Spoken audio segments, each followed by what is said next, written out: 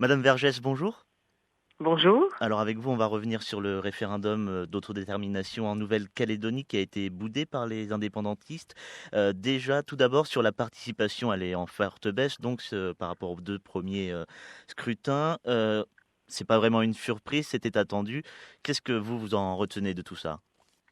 Oui, une abstention absolument record. La population, le peuple kanak a suivi la consigne de ses représentants des indépendantistes de ne pas aller voter. Le mépris vraiment exprimé par l'État français devant cette demande en maintenant le référendum. Euh, un gouvernement qui parle d'écrasante victoire alors qu'il y a une abstention record. Vraiment, on a l'impression d'une farce absolue, d'une totale farce. Pourquoi les indépendantistes n'ont pas voulu voter? Est-ce qu'on peut expliquer les raisons de ce boycott?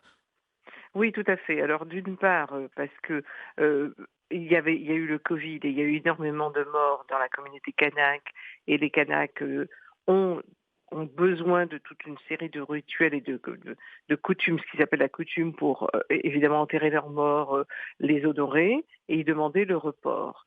Et d'ailleurs l'ancien Premier ministre, Édouard Philippe, avait parlé que ce serait mieux que le référendum se passe après les élections présidentielles pour que ça ne joue pas dans la campagne présidentielle.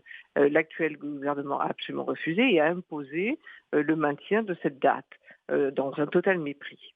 Donc le référendum a lieu, qui n'est que d'ailleurs, les indépendantistes viennent de déclarer qu'ils ne le reconnaissent pas comme étant un référendum, qu'ils ne prennent, puisqu'il y en avait un troisième, pour eux, ça n'existe pas. Ce référendum n'a pas eu lieu, n'a absolument aucune importance. Et comme vous le savez, pour les Nations Unies, la Nouvelle-Calédonie est un territoire à décoloniser, est inscrit sur la liste des territoires à décoloniser.